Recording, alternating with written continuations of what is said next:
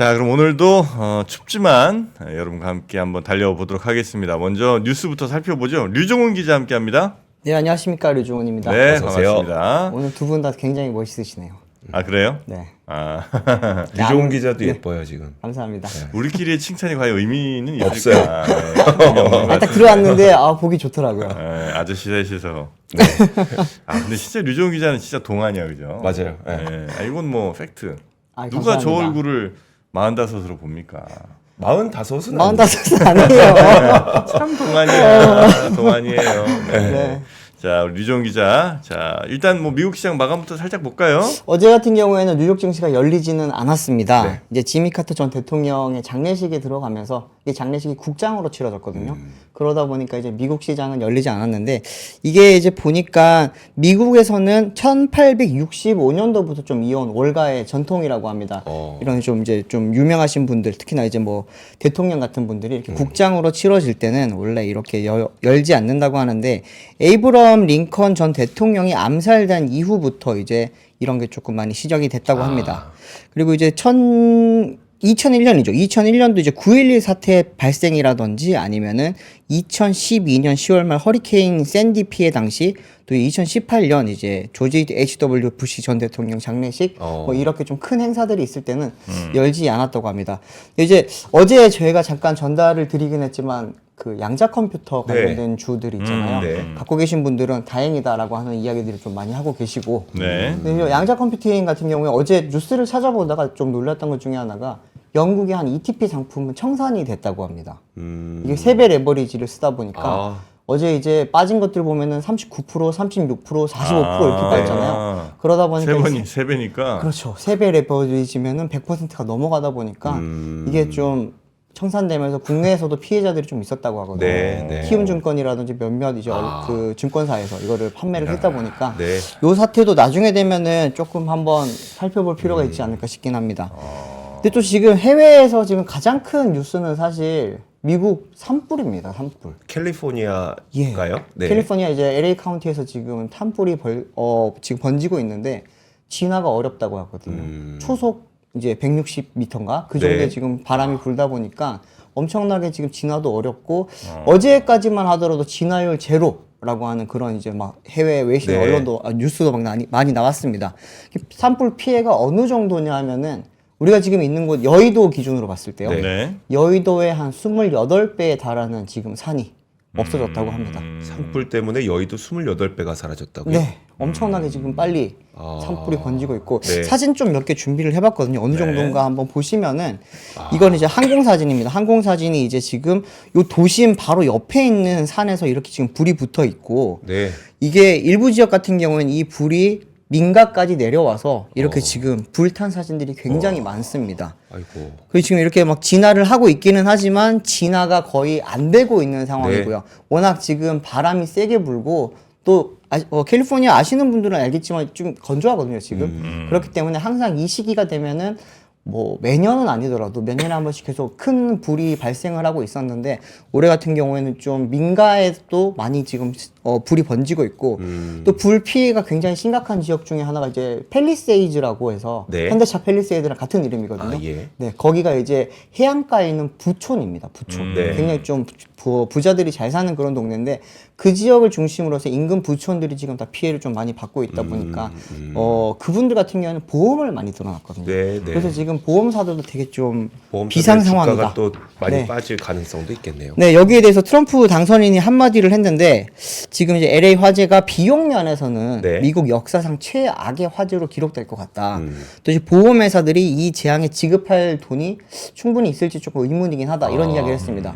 근데 뭐 트럼프 대통령이 좀 막말을 많이 하긴 하는데 이번에는 약간 근거가 있게 말을 했고 뉴욕타임즈랑 블룸버그에서도 지금 이거에 대해서 지금 보도를 했거든요. 네. 최근 수년간 보험사들이 이 지역에서 보험 규모를 줄여왔기 때문에 피해 복구가 어려울 가능성이 있다. 뭐 이런 이야기를 했는데 뉴욕타임즈 보도를 하나 좀 보면은 2017년과 2018년에 걸쳐서 이 지역에서 발생한 화재로 인해 보험사들은 25년간의 수익에 해당하는 비용을 지급해야 했다. 또 그 뒤로 주택 등에 대한 화재 보장 계약을 줄이기 시작을 했다라고 하면서 지금 굉장히 좀 이번 사태에 대한 피해 복구가 조금은 생각보다 쉽지 않을 수 있다라고 하는 이야기도 나오고 있습니다. 네.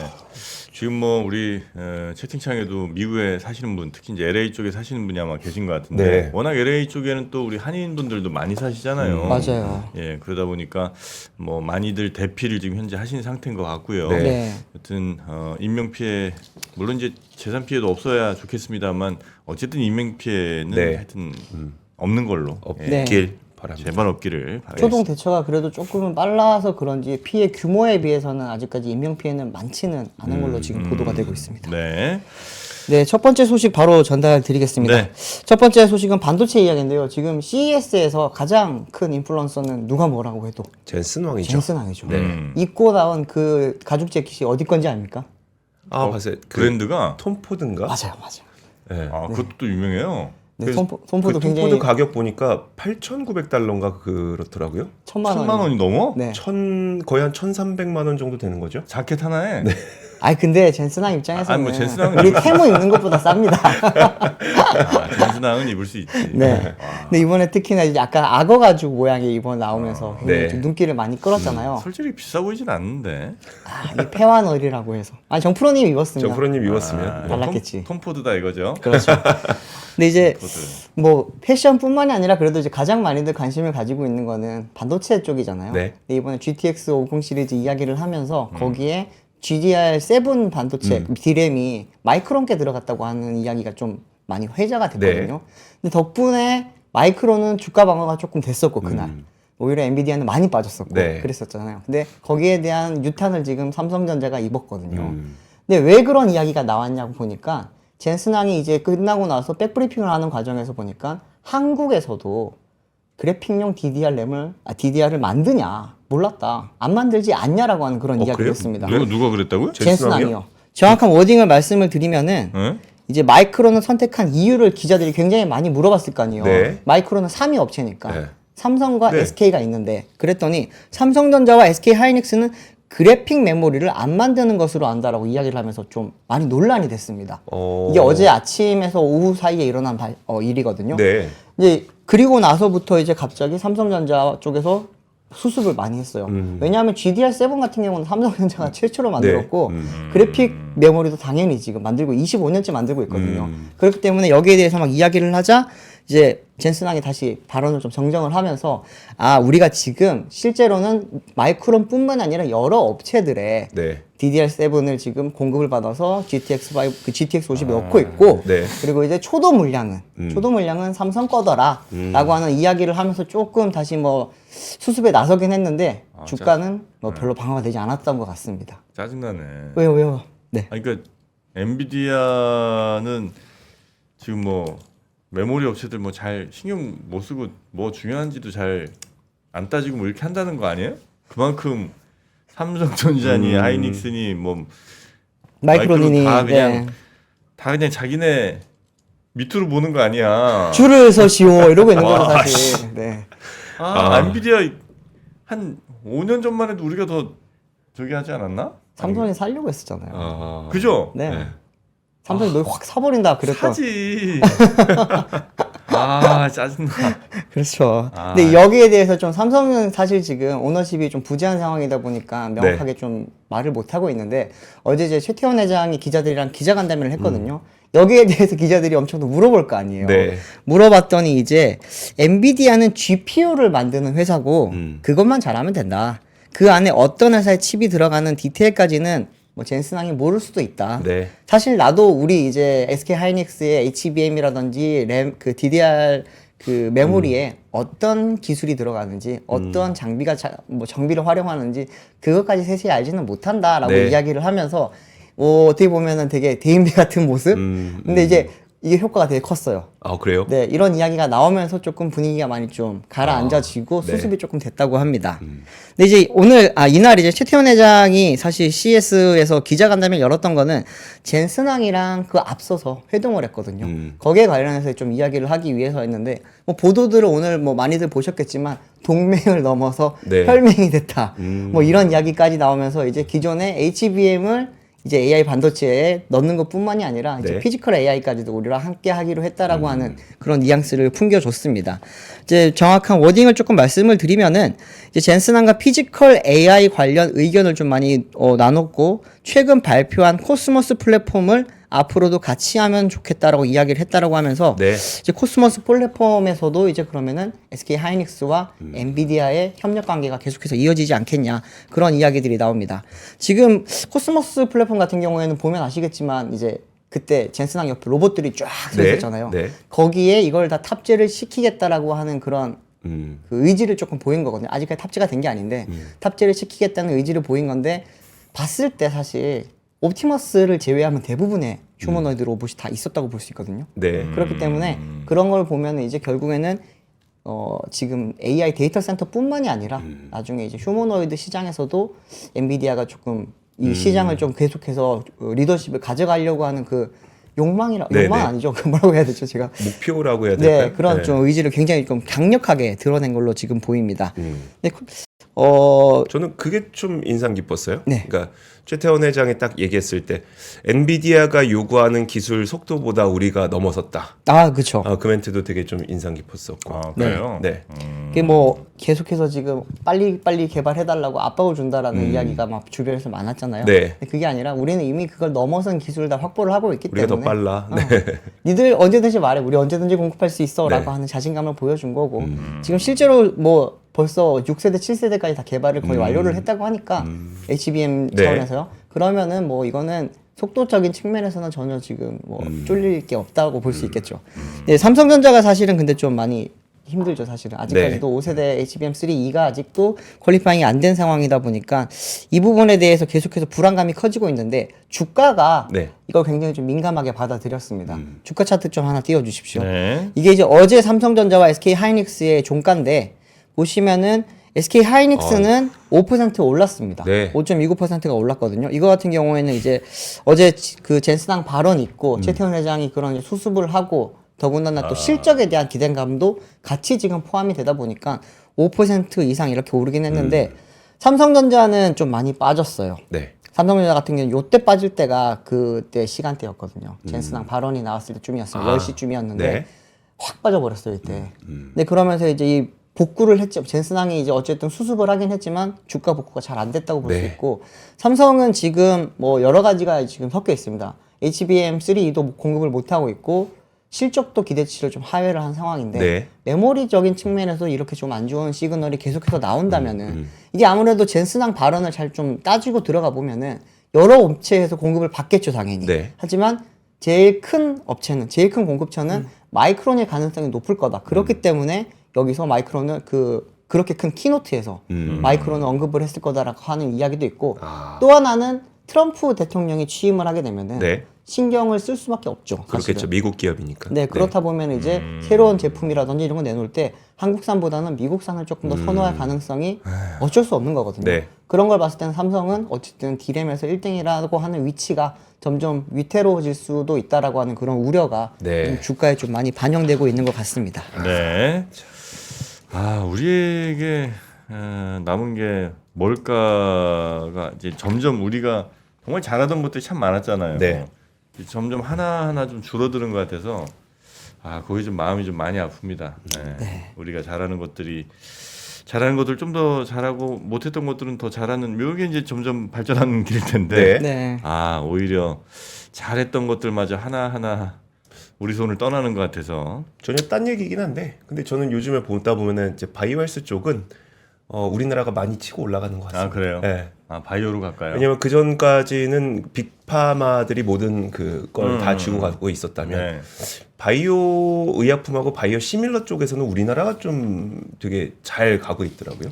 그래서 예를 들어서 FDA에 지금까지 승인된 바이오 시밀러가 56개인데 아마 작년 상반기까지 56개인데 그중에 24개를 미국이 했고 12개를 우리나라가 했습니다. 우리나라가 2위예요. 그래요? 유럽에서는 우리나라가 1위고요.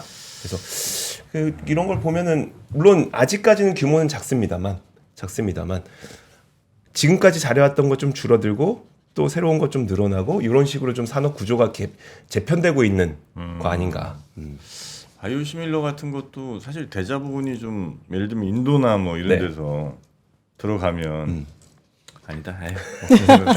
자, 두 번째 뉴스 가겠습니다. 네, 두 번째 뉴스 바로 가겠습니다. 예. 올해 가장 많이 우려하시는 건 사실은 경기 침체고 내수 침체고 그렇게 네. 되면 이제 사람들이 좀 어려워지지 않겠냐 이런 건데 이게 가계 대출을 조금 풀어주면서 이거 부분을 쉽게 말하면 서민들이 돈을 좀 쓸 수 있게 해주면은 경기 침체에 대한 완충 작용을 해줄 수 있지 않겠냐라고 하는 그런 의견도 많잖아요. 네.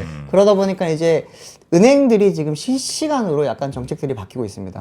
분명히 한 2, 3일 전까지만 하더라도 올해 가계대출 정책은 작년과 동일하게 가져가겠다. 네. 풀어주지 않겠다라고 하는 게 기조였거든요. 그런데 어제 이제 갑자기 은행들이 오늘부터입니다. 10일부터 가계대출을 대폭 풀어주겠다라고 하는 이야기가 나오면서 그래요? 이 부분에 대해서 좀 많이 관심이 쏠리고 있습니다. 표를 보면서 바로 말씀을 드릴게요.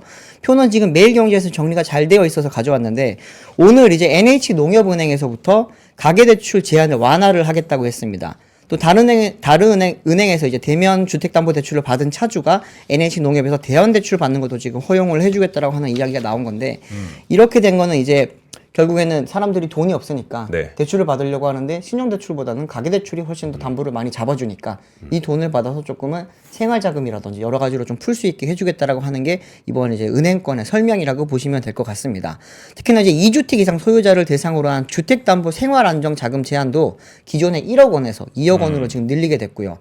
또 이제 작년에 중단했던 모기지 신용보험이라고 하는 MCI 그리고 이제 모기지 신용 보증이라고 하는 MCG도 이번에 재개를 합니다. 이렇게 되면은 이게 재개가 되게 되면은 대출 한도가 최대한 5,500만 원까지 늘어나는 그런 효과가 있다고 합니다. NH가 이렇게 치고 나가니까 다른 은행들도 지금 가만히 있을 수가 없죠. 그러다 보니까 이제 생활안정자금 한도를 대부분의 은행들이 풀었고요. KB국민은행 같은 경우는 물건별로 2억 원 한도로 막았던 것을 무제한으로 풀었고요. 네. 이제 K뱅크와 카카오뱅크 같은 인터넷 은행들도 이제 1억 원으로 묶었던 그 한도를 10억 원까지 풀어놓은 상태입니다. 이렇게 되면 이제 좀 대출이 초반에 좀 많이 풀릴 수가 있겠죠.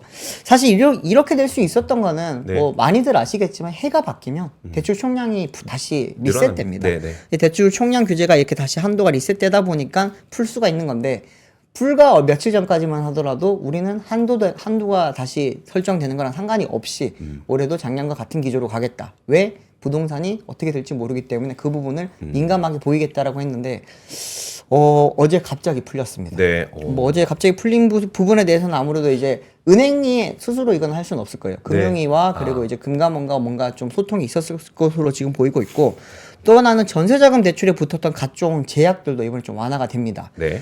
이제 신한 우리은행 같은 경우에는 지난해 유주택자를 대상으로 했던 수도권 전세 대출을 막았었는데요. 이거를 올해부터 풀어주기로 했고요. 국민, 하나, 우리은행 같은 경우에는 전세 대출 갈아타기를 작년에는 금지를 했는데 올해부터는 다시 허용을 해줍니다. 국민은행 같은 경우에는 이제 임차 보증금 증액 범위 내에서 전세 대출 한도를 제한하는 것을 해제를 해줍니다. 이거에 대해서 지금 여러 가지 해석들이 나오고 있기는 한데 전세 대출이 지금 네. 제한이 되면서 작년에 연말이었죠. 연말에 좀 주택 가격이 약간은 내려간 것도 있고 안정화가 된 곳이 많았었는데 이 부분이 결국에 침체로까지 이어질 걸로 좀 많이 우려하는 게 있습니다. 왜냐하면 7월 달부터 스트레스 DSR 3단계가 시행이 되면은 이 부분이 영향을 미칠 부분이 굉장히 많고 또 어제 금융위에서 이야기를 할 때도 우리가 전세대출 전세대출 네. 그거를 DSR 3단계에 포함하는 걸 아직까지 뭐라 그럴까 폐지를 한 건 아니라고 네. 했거든요. 아직까지는 스테이블 위에 올려놨다. 네. 언제든지 내수 상황에 따라서 포함을 시킬 수 있다라고 이야기가 나왔기 때문에 상반기 때 대출을 조금 많이 우리가 풀어줘서 은행 입장에서는 네. 실적을 빨리 달성하자라고 하는 그런 기조가 좀 많이 이번에 섞인 것 같다라고 하는 그런 해석들이 나옵니다. 지금 올림픽 파크 포레온이 여기에도 좀 약간은 도움을 많이 받고 있거든요. 네. 파크 포레온 같은 경우에는 작년 말 기준으로 한 9,500억 원 정도 지금 대출이 나갈 수가 있었는데 여기가 필요한 게 3조 원이 조금 넘어요. 그러다 보니까 지금 굉장히 많은 분들이 자금 조달이 힘들어하고 있었거든요. 네. 그러다가 최근에 이걸 많이 풀어줬습니다. 제가 한번 정리한 걸 보면은 5대 은행이죠. KB국민, 신한, 하나, 우리, NH농협에서 한도를 1조 5,500억 원으로 지금 한도를 네. 좀 늘려놨거든요. 이렇게 되면서 이제 쉽게 말하면 필요한 자금의 한 절반 가량은 시중은행에서 이제는 융통을 할 수 있게 됐다고 보시면 되고 이제 KB국민은행이 기존에 이제 한도를 3천억에서 6천억으로 늘리면서 가장 좀 많이 지금 풀어준 상태입니다. 우리은행 같은 경우에도 500억 원에서 1,500억 원으로 증액을 했고요. 신한과 하나은행이 이제 각각 1,000억 원, 3,000억 원 규모로 잔금 대출 한도를 배정을 했고요. NH농협도 이제 2,000억 원 한도를 증액을 하면서 6,000억 원 정도 지금 풀어주게 됐습니다. 네. 이렇게 된 이유는 뭐 좋게 보자면 지금은 굉장히 내수 침체에 대해서 경기가 굉장히 안 좋다 보니까 이런 우려가 좀 많은 거고요. 실제로 올해 경기 전망 너무 안 좋잖아요. 네. 성장률이 지금 1%대. 제일 높게 이야기하는 데가 1.9%니까 네. 조금 심각하기 때문에 이 부분에 대한 우려가 좀 많이 근데 좀 이게 포함된 결국은 거죠. 다 부동산 쪽으로 갈 거라는 게 예상 가능한 거 아니에요? 그렇죠. 네. 주택담보대출이 그러니까 지금 풀린 거죠. 그럼 결국 부동산 살리자는 거예요? 부동산 살리자라고 제가 말하지 않았습니다. 아니 아니 이 방향이 그렇죠. 네. 부동산 이제 약간 좀 그나마 안정되는 것 같으니까 다시 한번 불 붙여 보자는 건가? 그거는 굉장히 그럴 가능성이 높습니다. 작년 1분기 우리가 이제 경기가 나왔을 때, 경기 집계가 나왔을 때 우리 다 어려운데 갑자기 1분기 경기 굉장히 내수가 특히 맞아요. 좋다고 네. 나왔었잖아요. 네. 그거는 다 사실은 부동산 덕분이었거든요.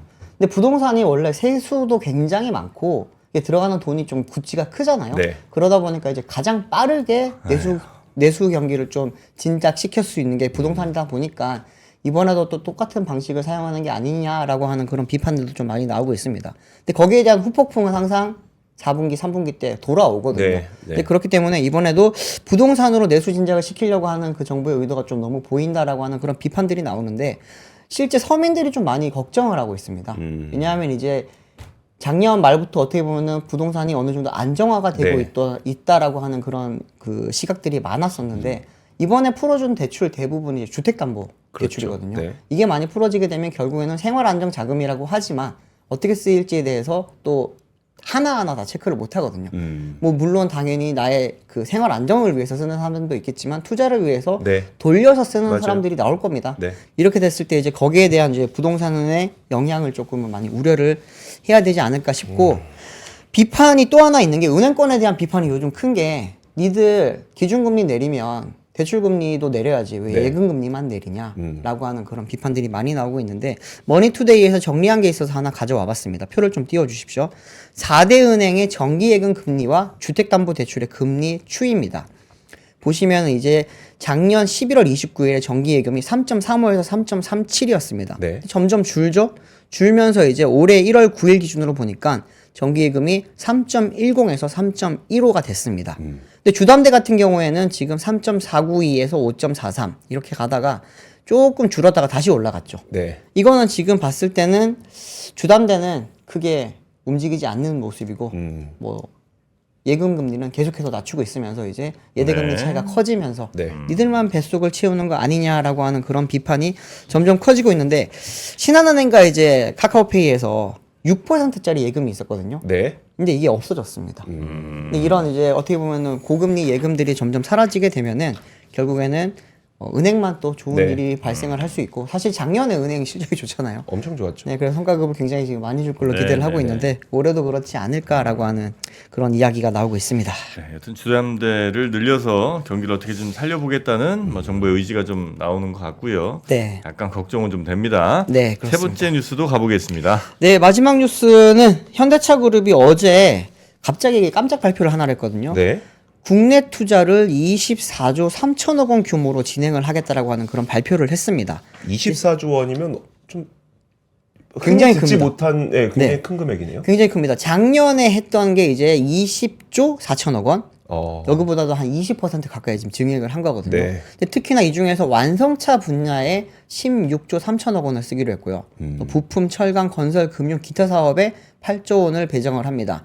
3분의 2를 어쨌든 완성차에 집어넣겠다라고 네. 하는 건데 이 발표가 있기 이틀 전에 이제 신년회 때 그 정의선 회장이 올해는 굉장히 위험하다. 퍼펙트 스톰이 몰아칠 거다. 네. 근데 이 위기를 기회로 잡을 수 있으려면은 우리가 뭔가를 해야 된다라고 이야기를 했는데 뭔가가 조금 빠져 있었거든요. 네. 근데 거기에 대해서 이틀 만에 지금 우리는 그러면은 돈을 투자를 해서 특히나 R&D 쪽에 많이 투자를 할 거다.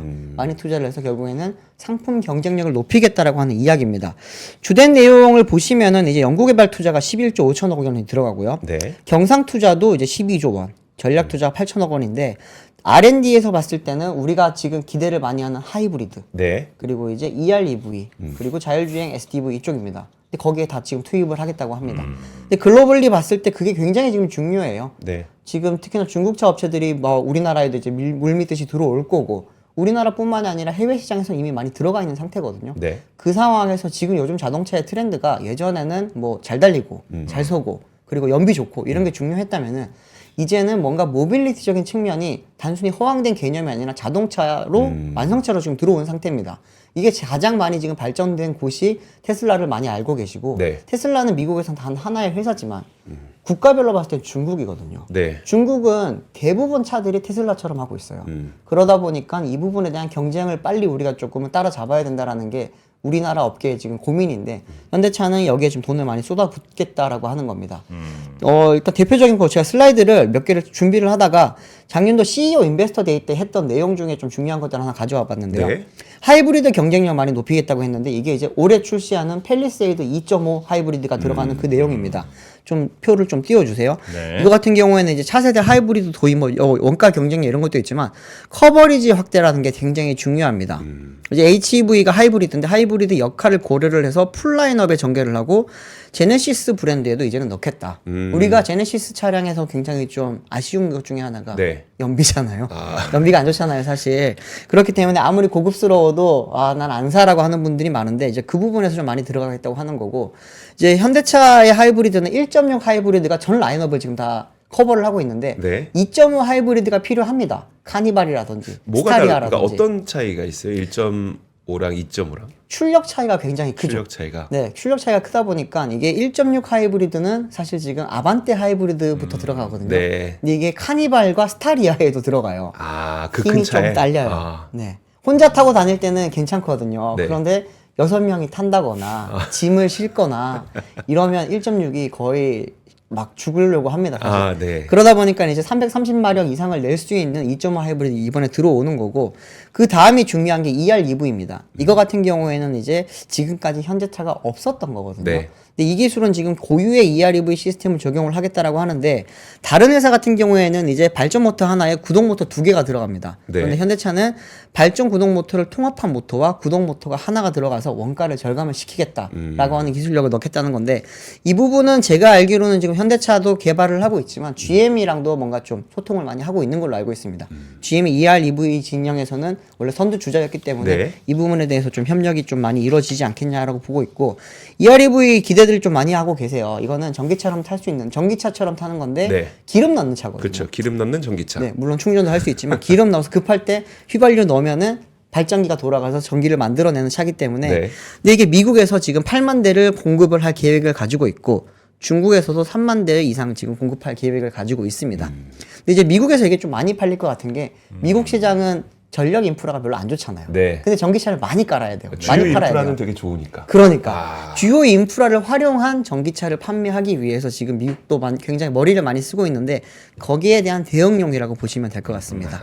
또 하나는 이제 혁신 제조 기술의 신기술의 뭐 글로벌 확대 적용인데, 이건 뭐냐면은 제가 재작년에 싱가포르 공장 다녀온 거 네, 아시죠? 네. 그게 지금 거기 보면 막 로봇들이 다녀요. 사람 없이도 로봇들이 막 부품도 옮기고 차대도 옮기고 조립도 하고 그러는데, 그 기술이 이제 미국 공장에 네. 작년 말에 오픈했던 그 HMGMA에 적용이 됐고, 내년에 이제 보면은 내년에 아니죠, 2027년도 때부터 이제 현대차 울산 공장에 전기차 전용 공장이 들어가는데, 싱가포르 그 공장을 복사 붙여넣기를 막 몇백 배로 해놓은 거라고 좀 보시면 될 것 같습니다. 이제 그렇게 됐을 때는 이제 속도적인 측면이라든지 규모의 경제도 가능해지면서 좀 대응이 빨라질 수 있고 원가 절감도 네. 가능할 거다라고 하는 게 현대차의 이야기입니다. 마지막으로 SDV 잠깐 말씀드리면은, 이거는 이제 그냥 뭐 테슬라, 샤오미 이런 차를 현대차도 만들겠다고 하는 거고, 2026년도에 나올 GV90이 거기에 대한 페이스카가 될 겁니다. 이 차가 나오면은 이제 현대차가 만들어 나갈 SDV가 어떤 건지 조금 많이 가늠을 하실 수 있을 걸로 지금 보이고 있고요. 풀스택 차라고 하는 거는 이제 진짜 완전히 SDV라고 하는 건데 사실 지금 테슬라도 반쪽짜리 SDV거든요. 반쪽짜리입니다. 예. 그렇기 때문에 실제로 이제 스마트폰이라든지 전자기기와 함께 다 통합을 이룰 수 있는 그런 SUV는 2027년도 이후에 우리가 내놓으려고 하고 있고 오히려 그러면 화웨이가 완전한 SDV네요. 훨씬 가깝죠. 화웨이, 샤오미가 사실은. 네. 또 중국이 무서운 게 화웨이, 샤오미, 바이두가 이 시장에서는 사실 이제는 선두주자입니다. 네. 네, 많이들 인정 안 하시려고 하는데 선두주자라는 부분은 확실한 거기 때문에 그 부분에 대해서 테슬라도 조금 보완을 하려고 많이들 노력하고 있는 걸로 알고 있습니다. 네. SDV에서 이제 한 단계 더 진출 더 이제 좀 네. 발전한다고 한다면 이제 SV가 될 것 같은데. SV요? 네. 네. SV는 뭔지 아시죠? SV가 뭐죠? SV가 뭡니까? 그 팔콘 SV 혹시 못 들어보셨나요? 바디프렌드. 바디프렌드죠. 아. 네, 바디프렌드 SV. 요게 이제 굉장히 그 아주 최상위 모델. 아. 네, 바디프렌드는 저 그 다리 이렇게 움직이 그거 아니에요?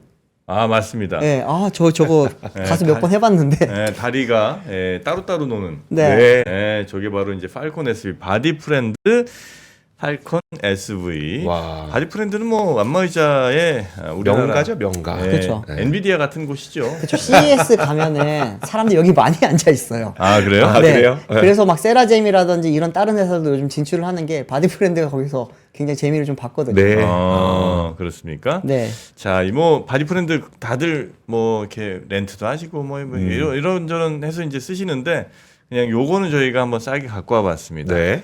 390짜리 네. 가격을 349만 원에. 오. 예, 350 밑으로 한번 저희가 묶느라 고생 많이 했고요. 그리고 여기에 당연히 이제 무료 배송 설치, 5년 무상 AS 그리고 9만 원 상당의 그 러그. 이야. 아마 요 바닥에 까는 뭐 그렇죠. 요거 같은데 그거까지 증정을 하는 팔콘 SV 저희가 여러분 좀 이게 추운 날 막 몸 떨고 집에 네. 오시면 이렇게 안마의자에서 그런 거죠. 당연히 온열기능이 있으니까 네. 따뜻하게 데워서 몸 여기저기 안마 이렇게 쭉 받고 나면 하루가 네. 얼마나 또 아름답게 마무리가 되겠습니까? 이프로님이시죠? 저기 누워 계신 분. 진우 형 항상 누워 있어 사람이. 누워 있어. 자꾸 이렇게 사람이 눕게 되는데 네. 여튼 이 팔콘 SV 안마의자의 명가 네. 이 바디프렌드에서 만든 최상위 음. 모델 팔콘 SV 여러분 집에 한번 설치해 보시고 그게 또 넓지도 않더라고요. 그러니까 꼭 필요한 공간이 아주 많이 필요하지 않습니다. 맞아, 옛날에는 뒷공간이 굉장히 많이 필요했는데 맞아요. 이게 네. 좀 많이 얄쌍해졌더라고요. 그래서 그거 한번 여러분 만나 보시고요. 요 링크 들어가 보시면 상세한 제품 설명들이 있으니까 그거 네. 보시면 얼마나 기능이 좋은지 아마 보실 수 있을 겁니다. 자, 바디프렌드 팔콘 SV와 함께 평안한 하루 마무리하시기 바라겠고요. 온 가족이 쓰시면 얼마나 또 쟁탈전이 벌어집니다. 나와. 이제 내 차례야. 네. 애들도 올라가서 제가 아들하고 쟁탈전을 벌였었거든요. 안마 의자에서. 그래요? 아니. 갔는데 지 혼자 하는 거예요, 자꾸. 좀 나와라, 나도 좀. 아빠가 돈 벌고 왔는데. 자, 링크 한번 들어가 보시겠고요. 예, 저희는 그러면 오늘 네. 우리 류종훈 기자 여기서 보내드리고 류종훈 기자 다음 주에 볼까요? 다음 주에도 뵙게 하죠. 네, 다음 주에 보고 그 다음에 앞권에서도 이제 네. 그 CES 네. 요 관련된 컨텐츠들이 이제 올라올 때 된 것 같은데요. 그렇죠. 네, 네. 아마 권순우 기자가 이제 돌아오면은 재밌게 하나 올릴 겁니다. 네, 지금 이제 영상 같은 거 이렇게 좀 받아서 빨리빨리 해야 됩니다. 지금 쟁탈전이에요 여기도. 그러게요. 네, CES 소식 빨리 좀 전해주시고요. 자, 오늘 류종훈 기자 고생 많으셨습니다. 네, 감사합니다. 고맙습니다. 삶의 격을 높이는 9가지 지혜를 함께 나눕니다. 위즈덤 칼리지 시즌 2 영상 아래 링크를 클릭하시면 자세한 내용을 확인하실 수 있습니다.